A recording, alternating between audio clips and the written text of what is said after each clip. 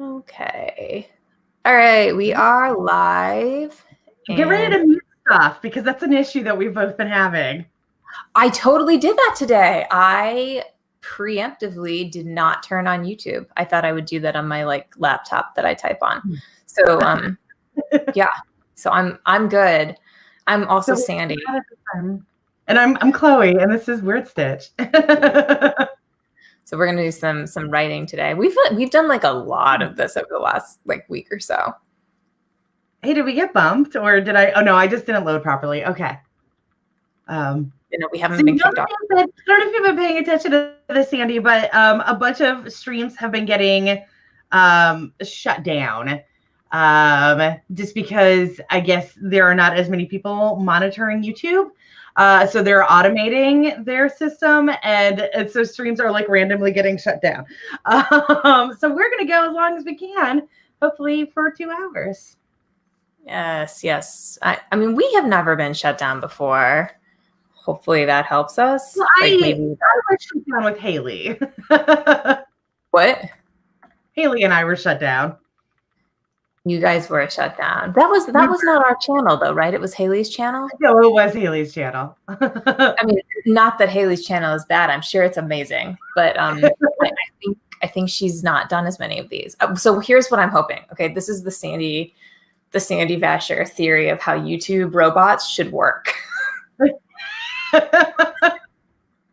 We've done so many of these. That if I were a robot scanner maker, I would set it up so that I did not target streamers who had gazillions of the same type of video on their site. That's what I'm hoping for. That's not the world we live in now. You don't know that. I mean, YouTube's RoboCops could be doing many things. Right. Well, I know that a lot of people apparently there's been a lot of complaints on the AuthorTube stuff. Oh, I know. And that was ridiculous the other day when you guys were shut down. Yeah. Good morning or good afternoon, everybody. Yeah. So fingers crossed. Fingers crossed that the robots are nice to us today and nobody gets kicked off. Chloe, what are you working on today? I am working on my erotic fairy tale. Nice. And I am still working on my villain novella. So, yeah. To work. And I did my proofreading today. What did you say? Oh, I said let's get to words. Let's get to words. Let's do it. After. Yeah. Yep. All right, guys. We're going to write for the next 10 minutes, and we will see you guys at quarter after.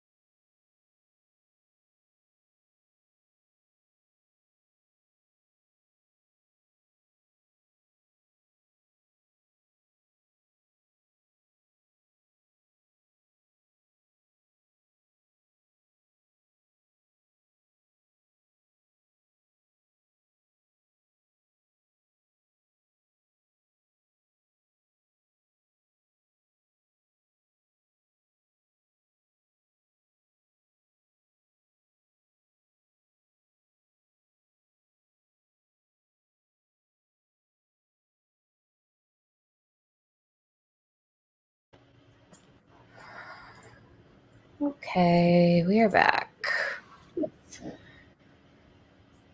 Yeah. How'd you do? I got about 200 in there. I think I probably only got like 50 or so. And my computer is now on the floor because my dog was on the floor.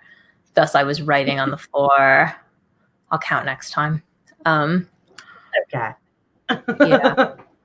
So I put possible topics for us up in the YouTube thing. But like the biggest thing I could think of was proofreading, because that's what I'm doing right now, and copy editing, because I think that's been something that's been important for both of us, right? Like how do you manage decent proofreading and copywriting when you're or editing when there's no way you're going to pay somebody to do it. So do you have a different topic, Chloe, or you want to go with that one?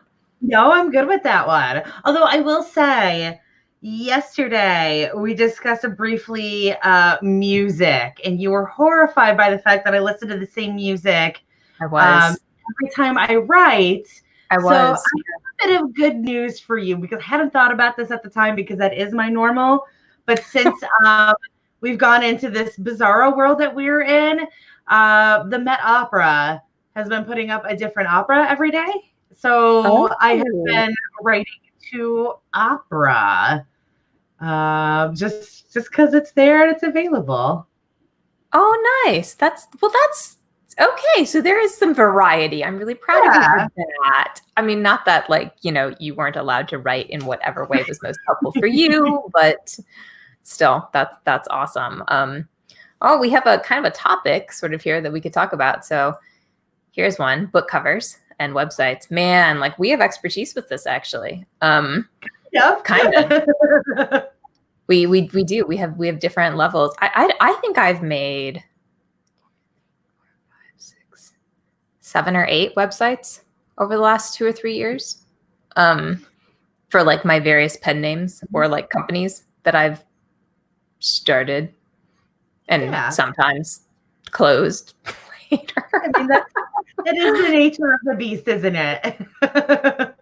Yeah, it is. But I mean, websites are a really interesting thing for authors, right? Because like it's not like likely to drive traffic to your books unless you have a really active blog. And then at the same time, I don't know, like I feel like if somebody goes to your website, then there's always this like kind of, I don't know, like maybe it could matter. Like maybe you want to look like you want a certain professional or not professional look. I don't know. I have like a headshot on my website, on my personal one. And it's one that was taken a couple years ago. I like the headshot. It's like a decent color for me. I'm in like a good suit jacket. Hey, and I recently had what? You've got a good one. Yeah, well, I recently had a friend tell me it was like really terrible for what I was doing. Yeah, she was like, "Yeah, no, your headshot is really like all wrong. Like, I'm pretty sure it's turning people off." For writing? Yeah. No, I think, like, I feel like, and I'm sure that somebody is going to argue with me. Probably not in this group though, because we're a fairly small group. As long as it's a professional headshot, it's good. As long as you're not doing anything weird or like looking really intimidating, you're good. Like, as long as it's like a well done headshot where the photographer was truly like, yeah, this is good. I endorse this. Yeah, no, you've got a perfectly fine headshot.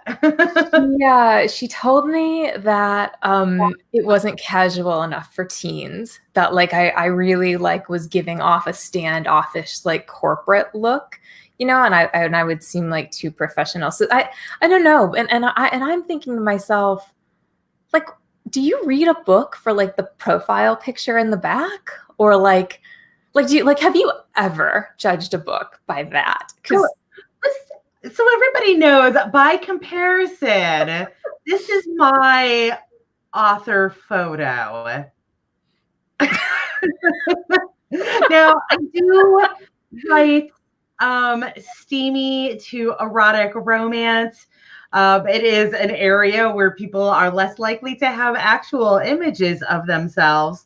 And also, I'm not really comfortable with getting a headshot. So, Yeah, I have a pineapple as my logo on everything. And until like I realize that if I ever actually find real success in this, I will have to have a real headshot. But for now, the pineapple gets the job done.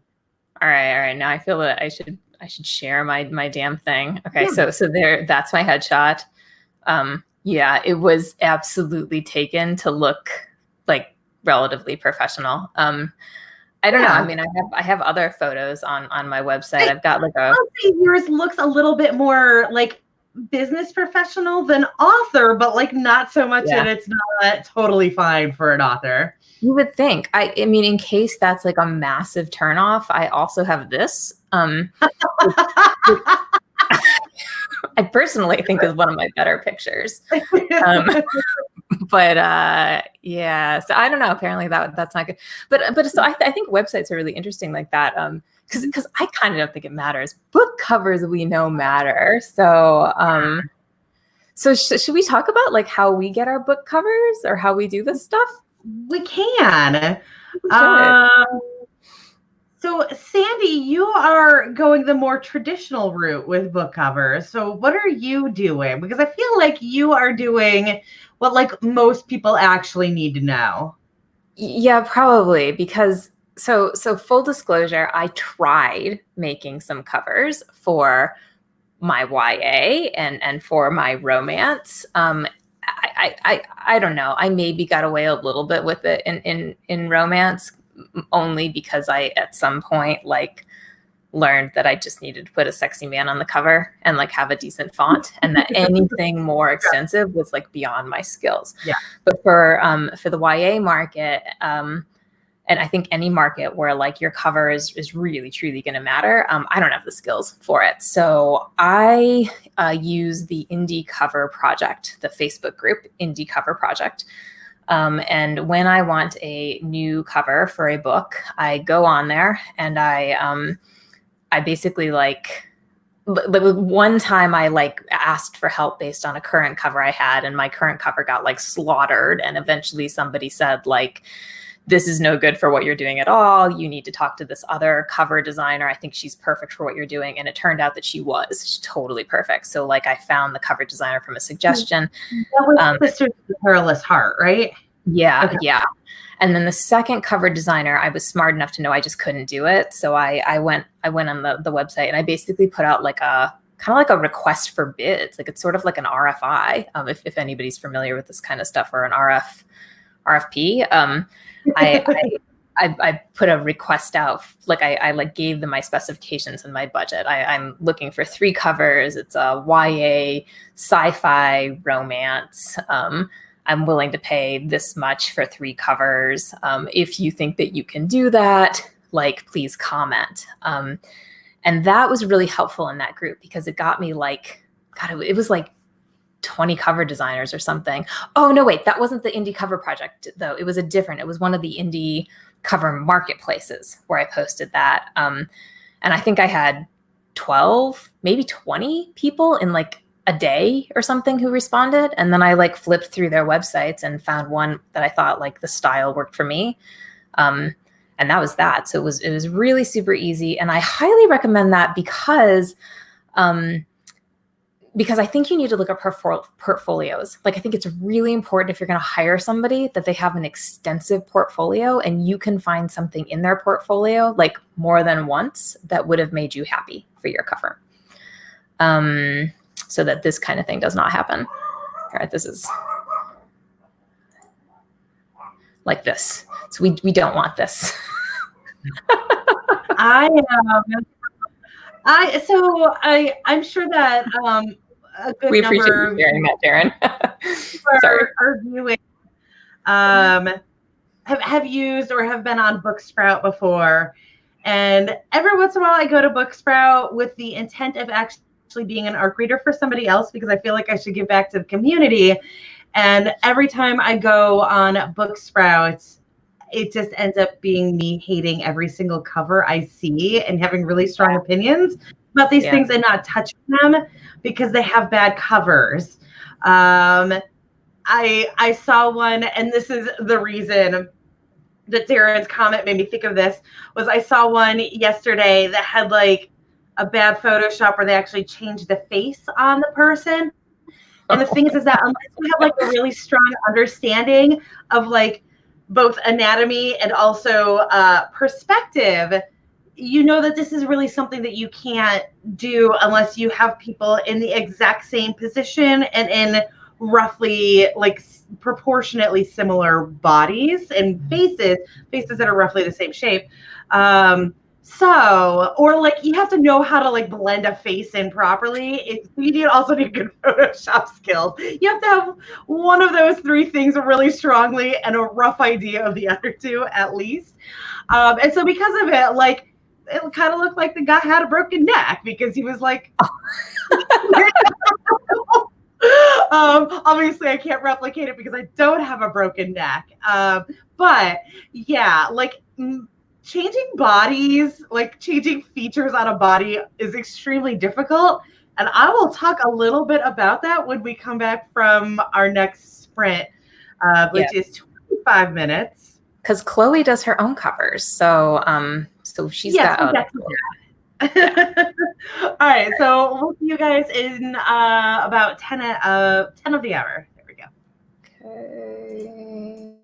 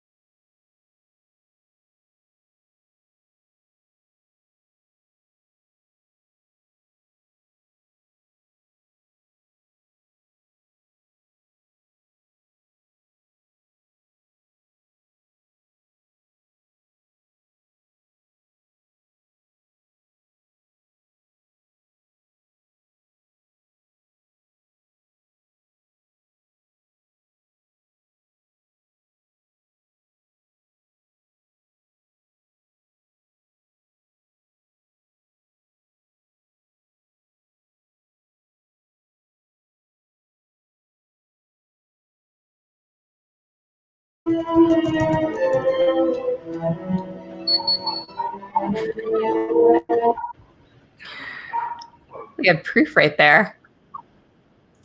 What? We had proof. Your dog is. Oh yeah, no, the dog is going freaking crazy. I don't know. You know what? Let me mute me, and Chloe can start talking about covers for a second. I'll go pick her up and try to stop this crazy. Yeah. And when you get back, if you can link where you said you found your last cover designer, that would be. I'm watching You Can Eat Own Again, which is not a favorite of mine by any means, but it is the dramatic duel scene. So I did not get that much writing done because the downfall of the opera is that it is a bit distracting. But anyway, so as Sandy said, I do make my own covers. And I'm trying to pull up an example, and actually I need her to come back to do it. But so the thing with me making my own covers, holy cats, that's not going to work.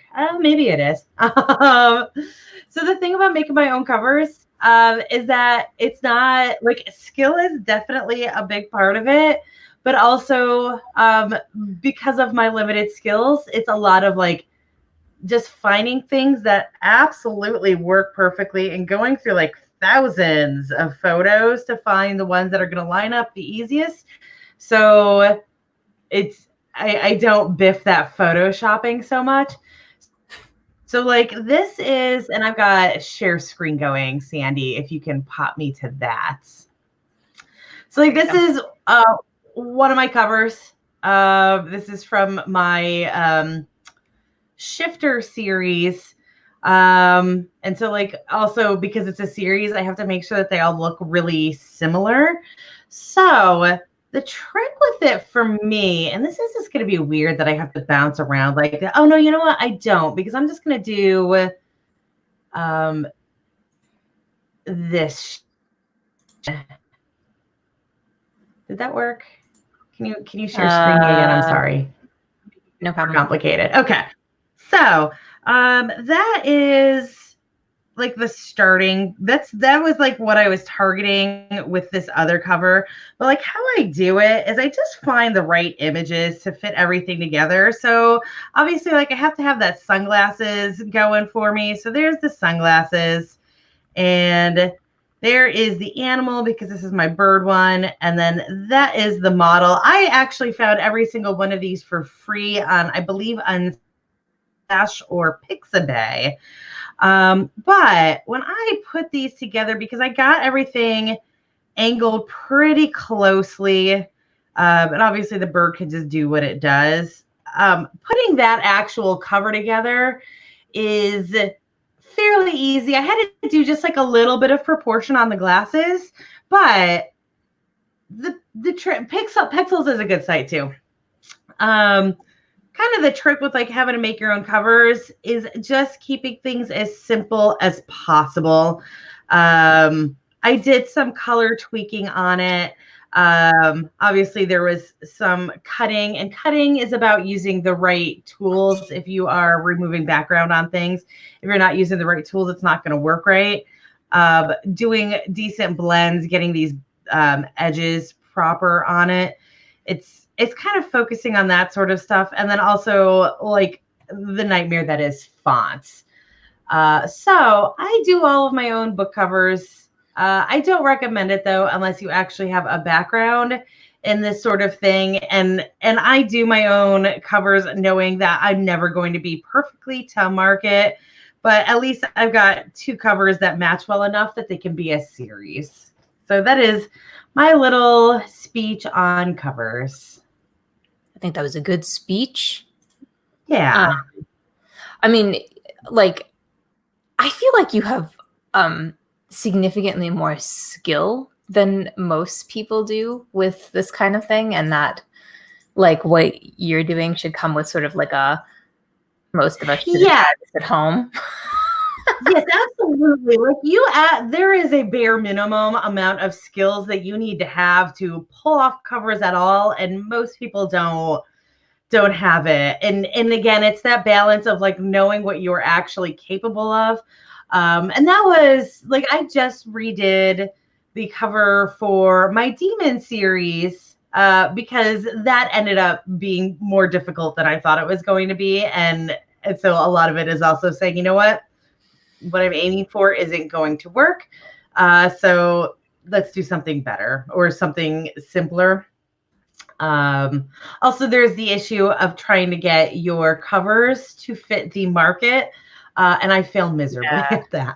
Well, I don't know if that's true actually. Like remember, I've always felt like the shifter covers were like a little like crazy, but then like when we looked at shifter covers together, honestly, yours totally match what like everybody else is doing. So I think part of this is like you really do need to pay attention yourself to like your own genre.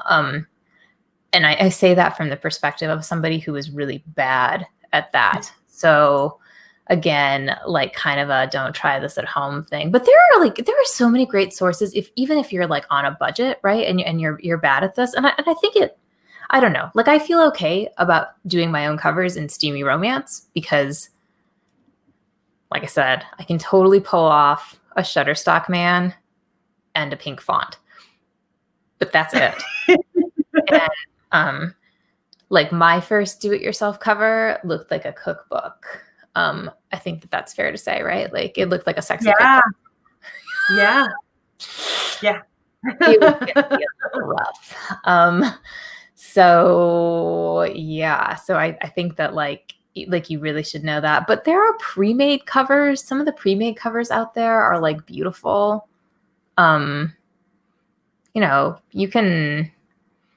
You can get away with some stuff for a long time, I think. Yeah. Yes. Yeah. So where did you guys get your covers from? Let us know. Sorry. Yeah. So I shared my two places there, by the way, the indie cover project and the book cover design marketplace. I think it's also worth saying, so the indie cover project is a really good place if you like absolutely have no idea if your covers are good or not. And I think that, so I think a lot of authors go into cover design thinking that they know what they're doing. like I can totally tell you like what, I can tell you what looks good and what doesn't look good. No, you probably can't. And I think the other thing that happens that I've seen that's really, really bad is when people like decide they're going to go cheap by doing something like finding their own artist on DeviantArt, right? So like you'll be in a group and somebody will be like, oh, a great idea is just to find like a cheap artist. Well, a cheap artist doesn't necessarily have like a portfolio yet. And they're probably the kind of person who's likely to charge you by like the hour. So I have a friend who spent, oh my God, like $1,300 or something on his cover. And I hope he's happy with it at this point, but like, that's really expensive for a cover. And I want to say that it was one of these situations where he found the person on like Upwork or something, which is, there are lots of freelance sites where you can find artists, but like go to one of these places where like indie book authors are going all of the time, because that's the community where like you'll have people who've done it over and over and over again and who can give you a really reliable rate. I don't know. To me, that's super important. We're about to do our next sprint, but the other thing, because you mentioned DeviantArt, and it just brought this to my mind. You need a cover designer. You don't need an artist. Yeah, they might be one and the same, but that person needs to be a cover designer, because a cover design is a very specific type of art. And I'm just going to use myself as an example on this. You don't go to an artist to get a decorated cake. You go to a cake decorator. And that cake decorator is probably an artist. That's probably how they got into that field, but they actually know how to decorate a cake.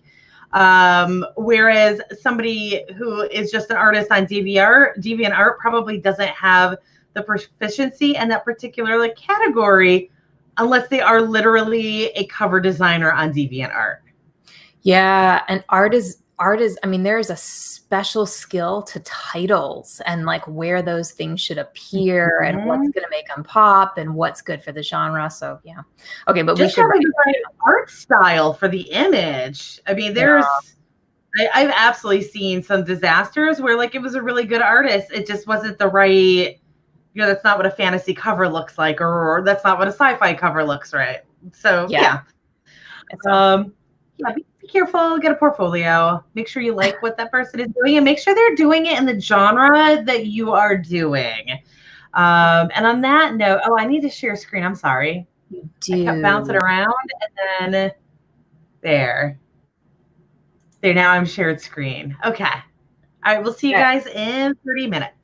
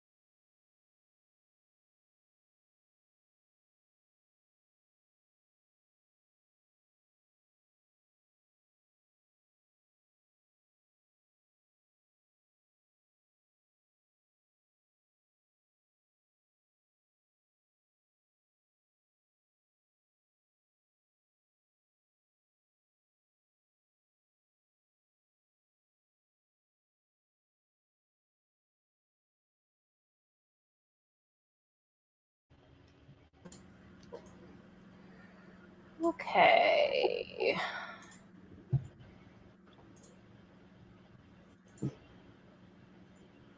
Ooh. All right. So I have been spending most of this time preparing art copies to go out to people of my book. Don't do this. Don't be Sandy. Here, this is a warning for all of you. And it's related to book covers because I love how my book looks. I do. And so I have these people, like, people who read the book early on and were supporters, and I would like to get them copies. And I also am the kind of person where if like a book blogger were say to reach out to me and be like, hey, could I have a copy of the book? I'd probably say, why, yes, of course you can, before I found out that they lived in Ireland.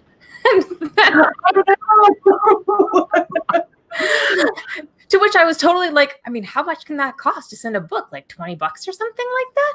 No, significantly more than that. But and I'm going to send it, and this will be a good lesson learned that like you really want to give your books to people and you kind of can't always. But I thought I should also share it because I'm sure I probably have before, but like, so that's what my designer did for my first book, which I totally am in love with. Like, it looks really pretty, right? And I think she did a great job with the front and the back. And then this is what the other designer did for my YA. Ooh, that's a little psychedelic, isn't it? Oh, that's not what a green screen effect going on? What is that? Yeah, I don't know. Oh, that's the light. But I thought she did a pretty good job with that too. And that is in comparison to what I can do, which is only this, right? So like that's this is the best I can pull off. Best. It is much better than many that I have seen on Booksprout. Yeah, but it's not as good as this, like it's just a massive difference. So I don't know. I think, like the reality is something like YA, you're so unlikely to get money from like indie publishing, which I know rationally, and I still am doing this because I feel I am unlikely to ever be traditionally published. But yeah, God, wouldn't it be nice to be traditionally published and have somebody else do this for you? Right? Remember when we still thought that was like a thing that could happen? Yeah. Before we gave up and settled ourselves into the indie world, yes. Yeah, seriously. Okay, all right. So are we still talking about covers right now? I think we can move on from covers. I don't remember what your topic was. There was a topic, and I have forgotten it. It was proofreading. It wasn't nearly as interesting as covers. Yeah. I mean, copy editing, right? Yet another thing that neither of us really want to pay for, and that most people probably should pay for. Right. Yeah. This is yet another thing that I just happen to have a unique skill set for. You do have a unique. We might arguably both have unique skill sets for this. Chloe has a unique skill set because you were like an English major or something like that, right? Like you're a grammar nerd in every sense of the word. Yeah, I was an English major, and then again, I taught a test prep, which is heavy on grammar. So not only like do I have the degree in English, but I also know exactly where those goddamn commas go. I don't have that qualification. I do have a law degree. I think that probably helped me significantly. Although I know a lot of lawyers who don't understand grammar. So maybe I'm just, I am the grammar geek and I don't know it. But I hardly ever know. That's kind of that category of artist who might be a cover designer, but is a narrow field in art. Yeah. I think we're probably relatively rare though. Like I don't know. I got called on proofreading for one of my Steamy Angel books by like 2 people last time. And like called on proofreading means like they said I had like a handful of typos. So I fixed them. But I don't think either of us have ever been called on poor grammar, which is a good thing, right? Like, right. Yeah. And I do think that's something that people get wrong a lot. But so how do you make sure that your stuff is like, let's suppose that everybody watching, they're like totally grammar nerds too. And also they have the kind of budgets that like do not allow $500 per book for copy editing. What do you do to make sure your stuff is clean, Chloe? I don't know. So I read it a bunch, and I eventually, when I get to the end of like when I've done the edits, I will convert it into like an actual ebook format, and read it that way. And some things stand out that way that wouldn't otherwise. I find that Microsoft Word or whatever word processor I might be using is not the best way to see typos. And I think that's because I'm also thinking about like if I actually like that word choice or not. If I'm reading it on an e-reader, there's no way for me to change that word choice or change that sentence structure or what have you, which those are very nitpicky things. The word was probably fine. The sentence was probably fine. I just had a better way of doing it. If I'm actually like reading it on my phone in an ebook format, I can't do anything about that. And like the effort I have to go into fixing that is not worth it. Whereas those typos are worth fixing. So I think they just stand out a little bit better for me if they are an ebook. And then also like 3 months after I publish it, I read it again and I find like 10 more errors because that's just the nature of the beast. So but I'm going to give like a very frustrated look on that. I will point out that like in any book, it could be a New York Times bestseller that went through, you know, like probably 10 different sets of authors in those. And normally like horrible grammar errors, not just typos. So when I say that I got 10 errors in it 3 months later, I don't feel bad about that. Okay, so you know your turn. No. So, and I think I mean, I read mine a bunch too, obviously. I think I probably am, I don't know. If I'm like, since I was caught on like a couple, typos in my like book that I published in the fall, which by the way, does not prevent people from reading your stuff. I know that this is sort of considered like, oh, if you have some typos, like you'll be called on it and nobody will ever read your book again. Those 2 people who called me on that both gave those books 5 stars. So like, let's not be crazy here. But it's a point of professional pride, right? So the best thing I am able to do, like I do my revisions, I do an editing pass. I do my editing pass with Grammarly, which I think is a really helpful tool. And it's, I mean, the like 120 or whatever you spend on that per year is significantly less than what you would spend on an editor per book. It's not a substitute. You have to go through absolutely everything they say, one thing at a time. And almost always there are like 500 things because they're like checking everything. So they're like I have a lot of like unclear pronouns, like who is he in a sentence, and every single time like these things get flagged. Or like if I put 3 short sentences in a row, they'll be like, this is monotonous. And that's on the creative. If a sentence is 70 words long, it will flag it. Yeah, I don't usually get those as much anymore. Grammarly has started telling me that I'm learning. Like literally as like I go through, it'll like pop up these little messages and it'll be like, good job, you're learning. I write really long sentences, and like I know they're real long, but also I know they're grammatically correct, and that helps me sleep at night. Well, and I mean, so like I would never trust Grammarly to catch everything. So after I do that pass, then I do a proofreading pass, and ideally I like to have a computer read it to me, like a text-to-speech reader, and then my last pass is I read it to me or read it to a recorder as if like somebody is going to listen to it later. And I don't always like turn those into audiobooks, but like some of them I do. So I think when you read out loud as if somebody's actually listening, it forces you to slow down. which forces your eyes to slow down. And like Chloe, I read from an e-reader. So I think those are like the most helpful things that you can do. Read your stuff later and don't do it in the same way that you did previously. Yeah. Was that helpful? That was maybe not helpful. Maybe I'm just like talking about my own issues right now. You brought up a whole lot of like better points than me because I am real lazy about it. And when I was lazy about it, I got typos.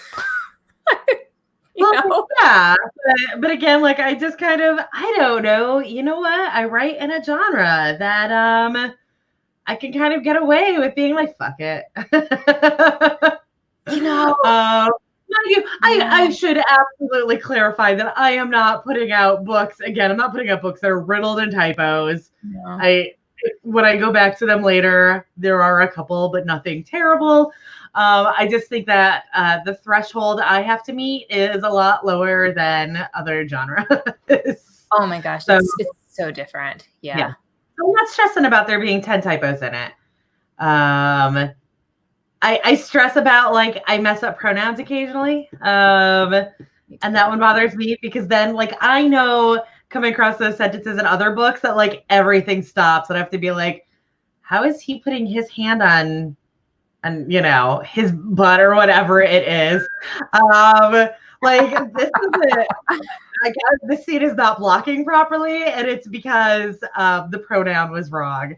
So those frustrate me because I know when I read them, I get frustrated. But yeah, I happen to write in a genre where I can be a little bit more flexible about that. And I do think like this is something that we've talked about before that we occasionally do for each other.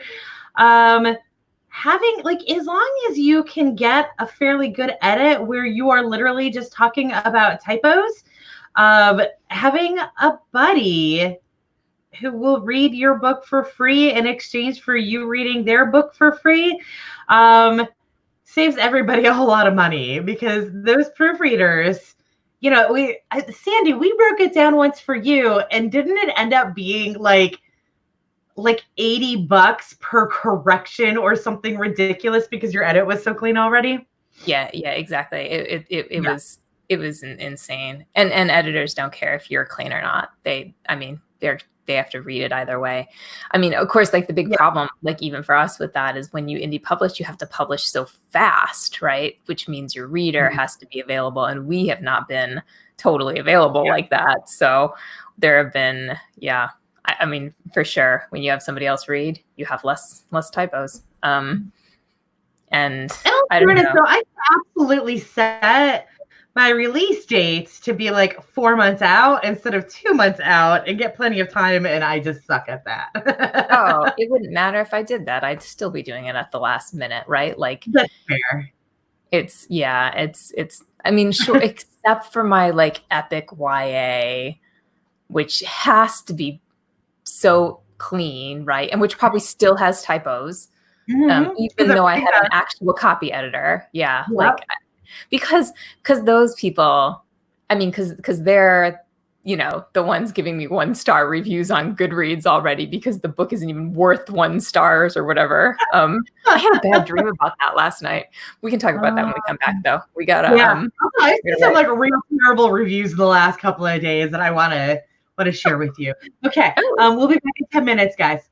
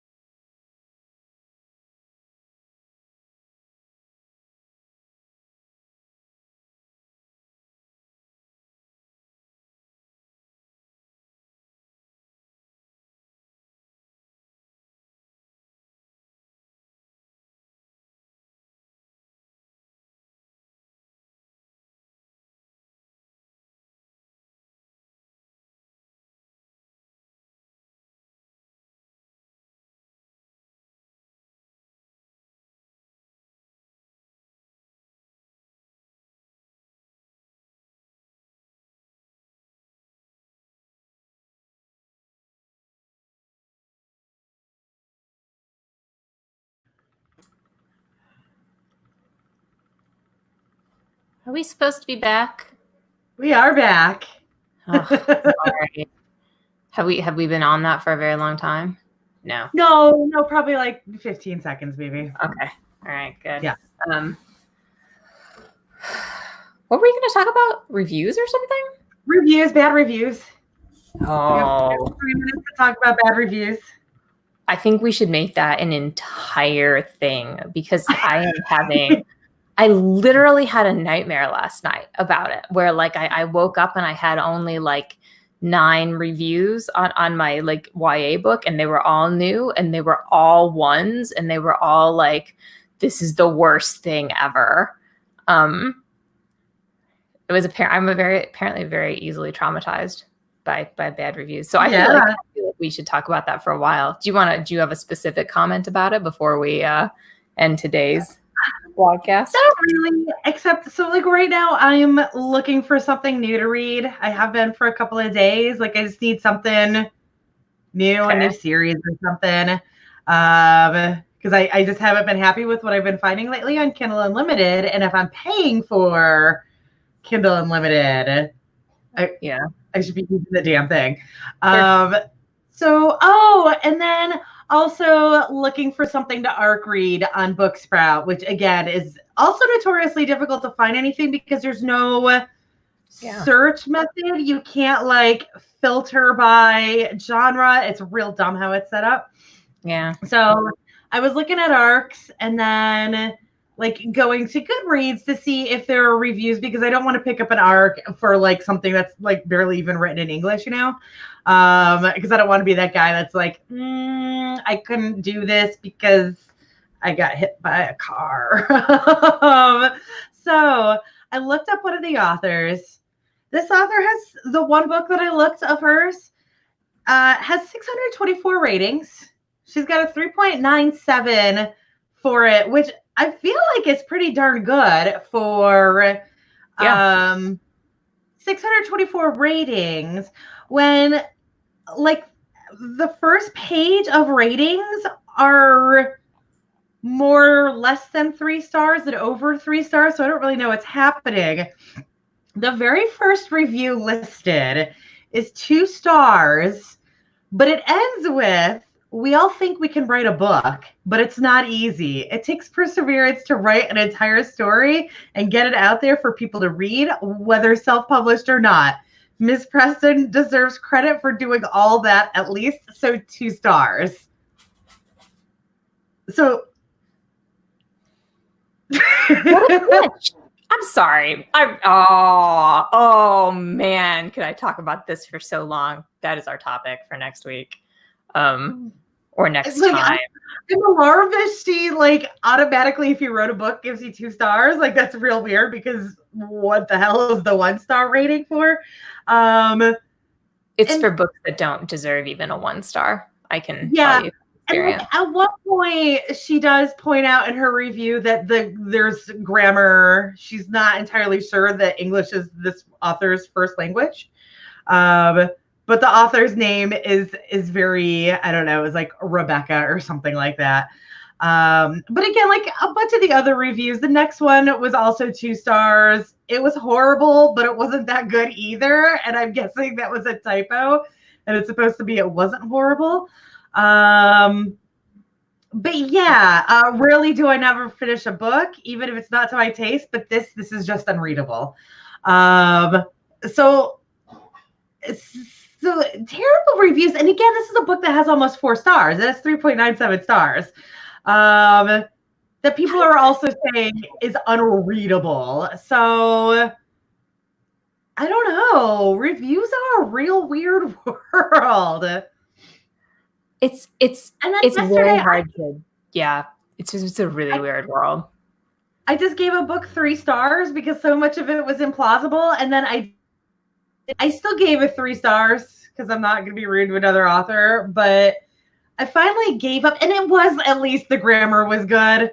But there was what made me stop reading it. What hit me on the DNF at like 70% through is they're in the Caribbean and he is going through clams to find pearls, and he is finding a bunch of pearls. I don't know how much you guys know about pearls, but although it is physically possible to get them from clams, they come from oysters. Like all, like 99, I'm not exaggerating at all when I say like 99% of pearls come from oysters, and oysters are also in the Caribbean. So, wow. And that was just like a real weird irritation that finally killed me. But like they were on a cruise ship that was attacked by pirates with like cannons and stuff like that. And then she was on a life raft by herself that wasn't big enough to protect her from a shark attack, which was also ridiculous. But like a life raft on a cruise ship is enormous. She would have been fine, but instead he had to go kill the shark. Yeah, it was weird. So yeah, so it is what it is. You hear that? Woof, that means I gotta go, you guys. But we need to talk about this more because, you know what? Like, oh, she's not happy with me right now.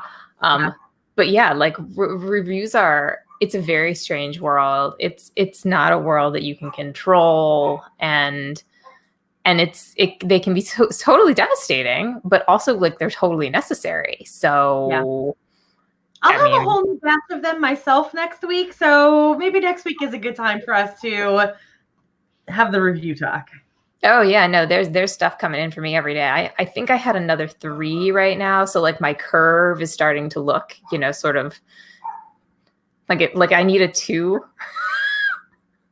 I just have 2, and it's Booksprout, so who knows what's going to happen. But I have reviews due tomorrow, and I have reviews due on the 26th for 2 different books. So I should have a couple more. So yeah, we'll talk about reviews next week. It'll be a thing. All right. In the meanwhile, thanks for joining us, guys. This was fun today. So, and hopefully y'all got writing done. I don't know. I got mailing done and some stuff. And hopefully you enjoyed this weird adventure that we went on today. Yes. All right. So we'll see you next week, if not before then, for something impromptu. Bye, everyone.